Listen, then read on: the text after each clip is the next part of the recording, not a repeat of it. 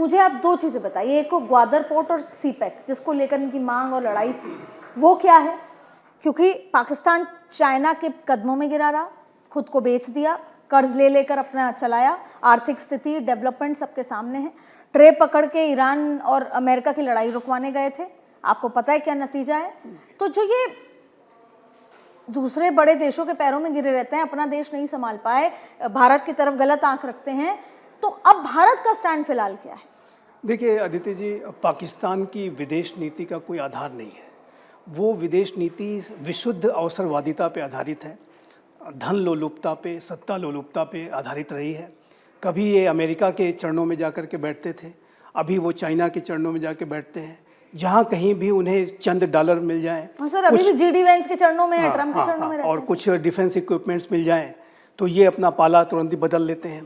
पहले का भी अगर आप इतिहास देखिए तो जनरल मुशर्रफ, जिन्होंने कि तालिबान को खड़ा करने में अपनी पूरी ताकत झोंक दी, और जब उसी तालिबान के शासन के दौरान अमेरिका पर 9/11 का सबसे बड़ा आतंकवादी हमला हुआ और जॉर्ज डब्ल्यू बुश का जब प्रेशर आया कि either you are with us और अगेंस्ट अस, तो उसी मुशर्रफ ने तुरंत पाला बदल दिया और तालिबान के खिलाफ अमेरिका का साथ देने के लिए खड़े हो गए।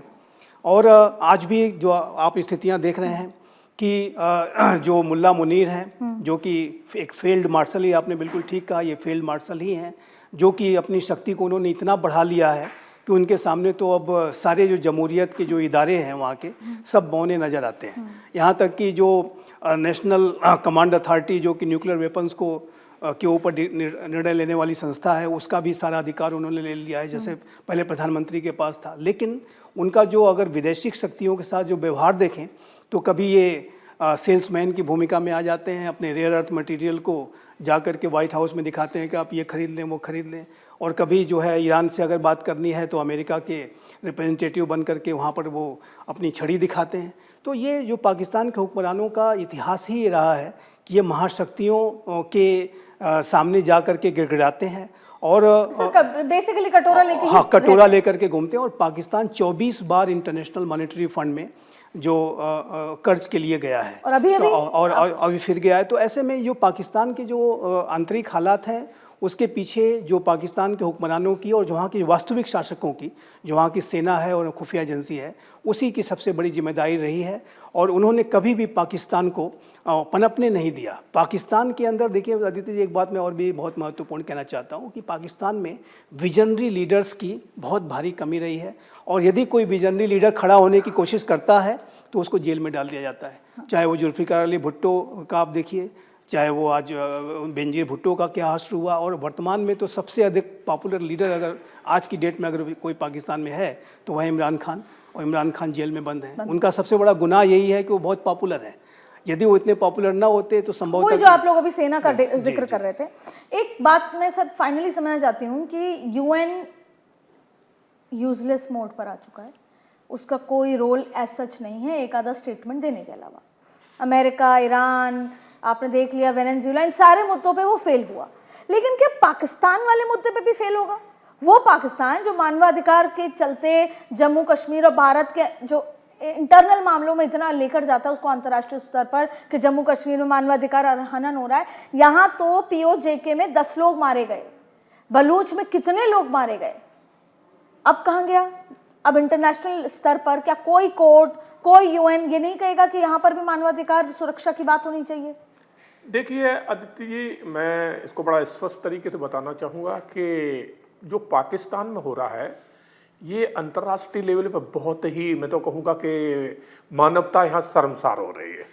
क्योंकि बलूचिस्तान में सरेआम बच्चों को, महिलाओं को कत्लेआम किया जा रहा है। आपने देखा वो स्कूल जब कर दिया था, क्या हुआ आज तक उसका? वही तो कह रहे महिलाओं को हम बलूचिस्तान में, भाई बलूच क्लियर कह रहे हैं कि हम पाकिस्तान के हैं ही नहीं, हमारे ऊपर तो कब्जा किया गया है, हम नहीं रहना चाहते आपके अंडर, क्योंकि आपने हमें दोयम दर्जे का इंसान बना के छोड़ दिया है। हमें वो अधिकार नहीं मिल रहे जो पाकिस्तान में पंजाबियों को मिल रहे, आम लोगों को वहाँ मिल रहे। बलूचियों के साथ तो एक जैसे कोई रिफ्यूजी होते ना, रिफ्यूजियों वाला व्यवहार वहाँ की सेना पाकिस्तान की कर रही है। तो इसलिए बलूच अपनी जो लड़ाई लड़ रहे हैं आज़ादी की, वो अपनी जगह सही है। मैं तो पूरे अंतर्राष्ट्रीय यूनाइटेड स्टेट से बिल्कुल इस बात के लिए दरख्वास्त करूँगा कि बलूच को जो है ना उनकी स्वतंत्रता उन्हें मिलना चाहिए, उनके देश को मान्यता मिलना चाहिए, क्योंकि उनके ऊपर अत्याचार पाकिस्तान बहुत कर रहा है। हमारे कश्मीर में कोई अगर टेररिस्टों के द्वारा एक दो मारे जाते थे तो विदेशी मीडिया भी खड़ी हो जाती थी, अमेरिका की मीडिया, और कितने लोग आ जाते थे मानवता की दुहाई देने के लिए, मगर इतने बलूच जो मारे जा रहे हैं। साहब आज भी इंटरनेशनल मीडिया तुरंत ये सवाल पूछना चाहती है कि गुजरात में क्या हुआ, आज भी 20 साल 2 डिकेड पहले के सवाल पूछना चाहती है, लेकिन अभी क्या हो रहा है उस पर कोई नहीं पूछेगा। यही तो ये जो इंटरनेशनली सब कुछ प्लान्ड है। सर मुझे एक और बात आप ये बताइए, ऐसे केस में जब पीओजेके की इंडिकेट कर रहा है कि हमें भारत के साथ जाना है, क्या इस समय सही मौका नहीं है कि भारत इस मौके को लपक के इंटरनेशनल मुद्दा बनाकर उसको अपने साथ ले ले पहला, या फिर किस दिशा में भारत की एक्टिविटी होनी चाहिए, भारत को क्या करना? नहीं, निश्चित रूप मतलब से ये मौका है ना हमारे पास। हाँ, बिल्कुल अवसर है। मैंने कहा ना कि भारत केवल पर मैंने एक बड़े अधिकारी से पूछा शो में आने से पहले, और अधिकारी क्या जिनके कंधों पे जिम्मा है, उन्होंने कहा कि खुद चल के आएगा। खुद चल के तो इंटरनेशनल स्टेट में कुछ नहीं होता है। नहीं, इस पे हमें इस बात का ध्यान रखना चाहिए कि भारत जो है ना इस वक्त जिन हाथों में है वो बड़ा सुरक्षित हाथ है, आपको मैं कह सकता हूँ, और वो बड़े रणनीतिक ढंग से चीज़ों को अपने हाथ में लेने की अपॉर्चुनिटी है ना आपके पास लेने की। हाँ, पूरी अपॉर्चुनिटी है, लेकिन कभी भी एकदम बढ़ करके उसको वापस अपने हाथ में ले लें। हमें कुछ चीज़ों का ध्यान रखना। मैंने कहा ना, सर आपने तो ये आपने जिनको कहा जिनके हाथों में है उनका मैनिफेस्टो है पीओके लाने का। सर मैनिफेस्टो में ये है वादा 29 आने वाला है। सर भारत का जो इरादा नहीं दिख रहा है, वो इरादा ये है कि हमें चाहिए पीओजेके जिहादियों के बगैर चाहिए दरअसल, क्योंकि जिस तरीके से पाकिस्तान ने जिहाद का वहाँ पे ये कर रखा है, भर रखा है लोगों के अंदर में, लोगों के दिमाग में जहर भरा हुआ है। उनके आने से हमारे जो कश्मीर जब एक पूरा स्टेट हो जाएगा, पूरा आप देख लेंगे, तो फिर कहीं वो हमारे लिए भारी ना पड़ने लगे, क्योंकि जिहादी मानसिकता का अच्छी निकाल दी, जिहादियों के बगैर चाहिए। मैं तो बहुत स्पष्ट रहता हूँ, मैं हमेशा स्पष्ट रहता हूँ। आप कभी वहाँ गए हैं? कहाँ? लाल किला, लाल चौक? नहीं, मैं कश्मीर गया नहीं। इसलिए आप कह रहे हैं। आप लाल चौक पे जाके अगर पाकिस्तान के लिए इतनी सी बात कह देंगे ना, आपको घेर लिया जाएगा। वो सिर्फ डर है सरकार का जिससे नहीं बोल रहे, तो फिर आप क्या लाल चौक से लोगों को खाली करवा देंगे? भारत सरकार खाली करा देगी? मैं आपको बता दूं, मैं भले उस स्थल पे नहीं रहा हूं, लेकिन आज भी मैं आपको बता दूं कि जो कश्मीर का बेसिक हिस्सा है ना, जो घाटी वाला हिस्सा है, आप किसी भ्रम में मत रहिए। हमें किसी भ्रम में रहने की जरूरत नहीं है। मैं 1992 से लगातार जिहादी मानसिकता को लेकर 12 सालों में मैं कम से कम 24 बार वहां रह कर आई हूँ। निश्चित रूप से आप गई होंगी, लेकिन मैं आपको बता रहा हूँ 1992 से मैं लगातार जो जिहादी मानसिकता है उस पर मैं काम कर रहा हूँ। हमें किसी भ्रम में रहने की जरूरत नहीं है। आप लाख कोशिश कर लीजिए, वो उस मानसिकता से बाहर आना उनके लिए बहुत मुश्किल है। 2-4 लिबरल किस्म के लोग जिसको आप कहते हैं ना, हमारे यहाँ जैसे कट्टर और उदार की बातें होती है ना, वहाँ पे कट्टर उदार भी कुछ नहीं है। जिहादी है सिंपल, और उसको काफिर नहीं चाहिए। आप सोच नहीं सकती हैं कि किस हद तक वो पूरे दुनिया को एक रंग में रंगने के ओर लगे हुए हैं। हाँ, पर इसका ये मतलब थोड़ी है कि हम पीओजेके पे हाथ धरे रह के बैठे रहे। आप कोई ऐसी मुसीबत तो नहीं हमारे देश के नूह में कोई बम बना रहा था, वो नहीं पता था सर हमें? नहीं पता चलेगा। अभी जब वो स्थिति आ जाएगी, वो पूरा अनजान इलाका है और जिहादी भरे पड़े। अगर हम उनको अपने साथ ले लेते हैं तो फिर अचानक वहां पे जब विद्रोह पनपने शुरू होंगे, हम संभालने की स्थिति में नहीं होंगे। फिर तो पूरा कश्मीर हमारा संकट में पड़ेगा। उससे हमें बचना है। एक तरफ हम मैरिटाइम सिक्योरिटी पे काम कर रहे हैं जबरदस्त, और ये एक बहुत बड़ी उपलब्धि के तौर पर है जो बहुत लंबे दशकों से काम नहीं हुआ, अब जरूरी है काम करना। सेशेल्स जाने की जरूरत नहीं है भारत जैसे देश को, पर जा रहे हैं क्योंकि उनका समुद्री इलाका इतना जरूरी है, जहां हम चप्पे चप्पे पर चाइना को काउंटर कर रहे हैं।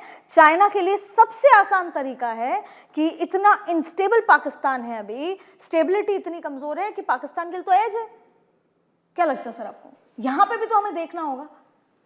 जी वो फिर पैसे पहुंचा देगा, फिर वो किसी ना किसी तरह की हरकत होगी और वो बहुत समय बाद पता चलेगी हमें। देखिए अदिति जी, ये बात बिल्कुल स्पष्ट है कि आज की जो सरकार है, प्राइम मिनिस्टर मोदी के नेतृत्व का ये जो नया भारत है, वो जम्मू एंड कश्मीर को लेकर के एक बड़े परिवर्तन वो ला चुका है। धारा 370 और 35A का जो उन्मूलन था, वो एक बहुत बड़ा कदम था। और अब एक दूसरा जो महत्वपूर्ण कार्य बचा हुआ है वो ये है कि पाकिस्तान ऑक्युपाइड कश्मीर और गिलगित बल्तिस्तान का भारत में कब विलय होगा। कब विलय? और इस बात को हम पाकिस्तान को भी ये बता चुके हैं कि पाकिस्तान और भारत के बीच में यदि भविष्य में कभी कोई बातचीत होगी तो सिर्फ इसी बात पे बात होगी कि आप पाकिस्तान ऑक्युपाइड कश्मीर और गिलगित बल्तिस्तान को भारत को कब दे रहे हो, अपना इलीगल ऑक्युपेशन कब समाप्त कर रहे हो। ये बात आज की सरकार स्पष्ट कर चुकी है। और देखिए दीदी, दूसरा ये भी मैं कहूँगा कि आज की जो सरकार है वो आतंकवाद और ये जिहादी मानसिकता वाले जो रेडिकल इस्लामिस्ट, चाहे वो जम्मू एंड कश्मीर के अंदर के हों, चाहे वो अक्रॉस द बॉर्डर हों, सभी के ऊपर जीरो टॉलरेंस की पॉलिसी के साथ सख्त से सख्त कार्रवाई करती है। और आतंकवाद की घटना अगर कोई कश्मीर में, जम्मू एंड कश्मीर में हो गई तो उसका जो रिस्पांस है वो पाकिस्तान को अवश्य मिलेगा। ये बात पाकिस्तान के हुक्मरानों को ठीक है, मैं नोट थोड़ा करके आगे रख बढ़ लेनी के चाहिए। बोल